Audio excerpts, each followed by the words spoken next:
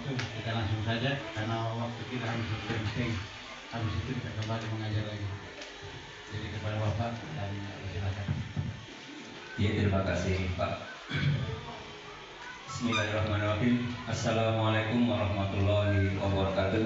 Waalaikumsalam warahmatullahi wabarakatuh. Yang saya hormati Bapak, Ibu, para wakil kepala sekolah. Yang saya hormati Bapak, Ibu guru, beserta dengan staf tata usaha SMA Negeri Taman Pinrang. Syukur alhamdulillah, mari kita senantiasa memanjatkan puji syukur kepada Allah SWT atas limpahan nikmat yang diberikan kepada kita pada pagi hari ini, sehingga alhamdulillah kita bisa bersama-sama hadir untuk memenuhi undangan dalam rangka diskusi terkait dengan rapor pendidikan yang kita peroleh tahun 2024 untuk rencana kerja tahun 2025. Salawat dan salam kita limpahkan kepada junjungan kita Nabi Muhammad SAW beserta dengan keluarga dan sahabat-sahabatnya. Bapak Ibu yang saya hormati, pertama izinkan saya menyampaikan permohonan maaf kepada Bapak Ibu sekalian. Rapat ini adalah sebenarnya tidak mendadak, ya sebenarnya tidak mendadak. Memang kami tahu bahwa rencana penyusunan RKS tahun 2025 itu sudah direncanakan penyusunannya itu tahun 2024. Nah, untuk Dinas Pendidikan itu memberikan batas waktu sampai 30 November. Ini baru perencanaan penyusunan Bapak Ibu. Nah, kemudian RKAS ini semuanya dijalankan sesuai dengan data rapor pendidikan yang kita miliki. Nah, sehingga pembelanjaan daripada RKAS ini nanti adalah berbasis kebutuhan dari data rapor pendidikan yang ada.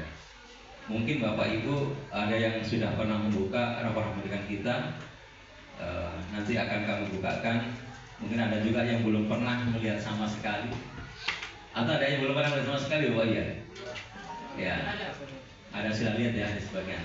Yang jelas ada peningkatan. Kalau tahun lalu, tahun 2023 itu ada beberapa kuning, ya. Kemudian beberapa yang kalau nggak salah 24 kuning 2 hijau. Nah, untuk tahun ini 2024 ini 4 hijau 2 kuning. Harapan kita tahun 2025 semuanya hijau. Ya, harapan kita seperti itu. Nah, kemudian Bapak Ibu selanjutnya ini yang kedua adalah tindak lanjut dari kinerja. Ya, saya apresiasi kepada Bapak Ibu sekalian semuanya. Alhamdulillah penilaian kinerja untuk SMA 8 Pinrang itu sudah rampung semuanya. Ya, terima kasih atas kerjasamanya.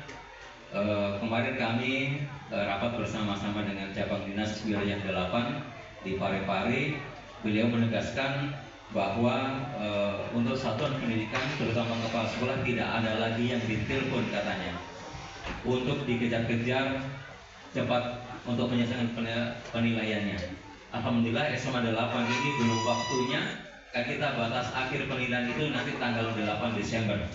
Tapi alhamdulillah sekarang baru tanggal 19 November kita sudah selesai semuanya. Dan alhamdulillah kalau saya melihat rangkuman daripada kriteria penilaian itu tidak ada yang di bawah ekspektasi. Ya, semuanya ada yang sesuai dan ada di atas. Ya, alhamdulillah. Nah, kemudian Bapak Ibu, kenapa ada yang biasa di bawah dan ada yang di atas? Nah, ini kita lihat sendiri Bapak Ibu. Ya, seperti saya presentasikan. Ini contoh punya guru. Saya tidak sebut namanya. Ini saya sensor namanya di sini. Ini nilainya sangat tinggi sekali. nilai upaya refleksi guru. Di situ kan refleksi berarti harus menyadari kekurangan. Nah, di sini dia tuliskan 3 tantangan paling sulit yang guru hadapi dalam melakukan perubahan. Di sini yang dia menjawab begini, masih kurang dalam pembuatan modul ajar berdiferensiasi, diakui. Ya. Kemudian pembiasaan proses pembelajaran berdiferensiasi, kesulitan mengajak guru lain praktek langsung terkait pembelajaran diferensiasi. Nah ini contoh. Kalau dikonversi ke nilai saya lihat itu di atas 90. Tapi ada juga refleksi ini Bapak Ibu, semua hampir sama jawabannya. Ada juga hampir sama. Kayak waktu copy master. Dan itu nilainya hanya 61. Tapi sesuai ekspektasi, tapi hanya 61. Dan itu melihat jawaban di PMM atau melihat jawaban, padahal ini kalau kita akui sendiri, semakin diakui semakin tinggi nilainya. Saya begitu juga ketika saya diberikan nilai oleh pengawas, oleh dinas pendidikan, Ibu Dara sampaikan, Pak, sampaikan kekurangan Pak, pokoknya sampaikan kekurangannya. Alhamdulillah ternyata betul, nilai saya sangat baik. 23. Nah kemudian kemampuan numerasi meskipun naik, tetapi kita masih kategori sedang karena masih di bawahnya standar provinsi. Nah itu artinya kalau di rata-rata dari seluruh sekolah ini kita berada di posisi sedang. Ya meskipun kita naik nilai tak. Nah kemudian selanjutnya karakter murid. Alhamdulillah di sini baik, tetapi turun. Ya, turun dari tahun 2023 meskipun karakternya baik tapi ada penurunan. Nah, di sini saya tidak tahu di antara karakter ini ada keimanan, sikap gotong royong, kreativitas, cara berpikir dan kemandirian. Ini dari item yang ini tidak tahu mana yang rendah. Apakah saya gotong royong ataukah keimanan, kita tidak tahu. Nanti bisa dilihat nanti kalau ketika kita sudah mengklik turunannya daripada rapor ini.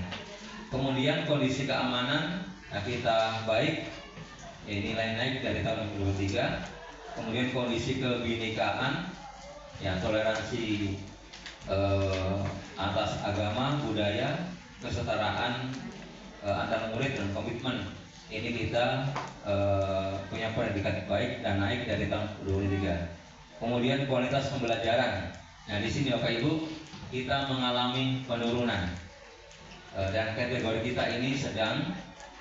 Di sini ada beberapa indikator dari kualitas pembelajaran meliputi metode pembelajaran, kemudian pengelolaan kelas dan dukungan psikologis kepada siswa. Nah apakah ini karena metode yang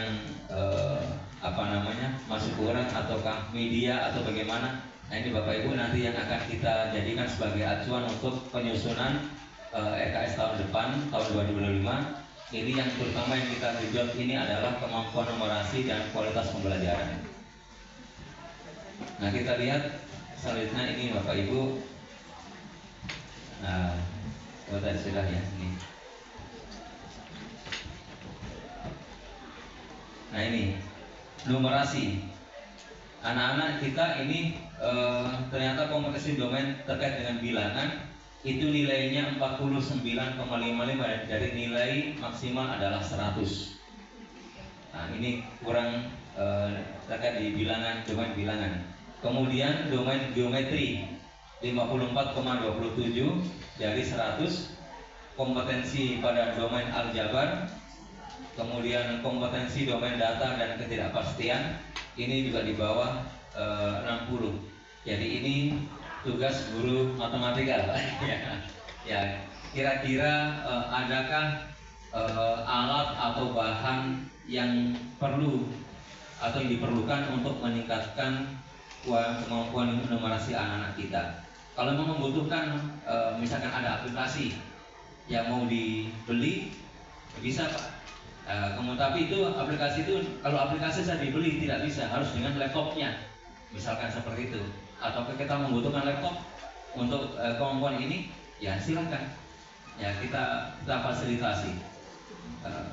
Karena di situ ada apa namanya, seperti aplikasi apa itu di matematika itu, math editor, editor. Nah, itu juga, kemudian apa, algebra ya, algebra juga ada juga, algebra itu juga, ya banyak macam. Dan itu kalau aplikasi saja dibeli kayaknya sulit Pak, tapi kalau dengan laptopnya ya bisa ya. Ya bisa, masa membutuhkan ini. Dan juga tidak hanya matematika saja, yang lain Bapak Ibu. Makanya nanti ketika kita penyusunan ARKAS nanti di tahun 2005, Bapak Ibu silakan bermusyawarah MGMP per mata pelajaran, kemudian apa kebutuhan untuk tahun 2025 Bapak Ibu. Misalnya metode pembelajaran, kualitas pembelajaran Bapak Ibu. Ada indikator di sini, metode pembelajaran, manajemen sekolah, dan dudukan psikologis. Ya, kalau metode pembelajaran terkait dari Bapak Ibu, cara mengajarnya di kelas, mungkin karena ini yang mengisikan anak-anak Bapak Ibu ya, yang mengisi anak-anak. Mungkin karena jujurnya, jadi biasa, ini guruku kok kasih begini saja, begini. Mungkin ada pengalaman, siapa tahu. Ini kan tahun 2004 yang lalu Bapak Ibu. Nah kemudian manajemen sekolah juga terkait mungkin meliputi kesepakatan. Nah kemudian dukungan psikologis yang paling penting Bapak Ibu. Dukungan psikologis ini ya meliputi pengakuan, misalkan kita memberikan penguatan, apresiasi kepada anak-anak pada saat pembelajaran, itu sebenarnya sungguh luar biasa Bapak Ibu. Ketika anak-anak meskipun salah, kalau kita apresiasi tetap itu anak-anak senang. Ya, misalkan kita memberikan kepada anak-anak untuk pelajaran, walaupun salah tetap ya tepuk tangan saja, walaupun salah dikasih tepuk tangan itu sudah anak-anak kita senang. Nah kemudian Bapak Ibu, nah ini mencoba saya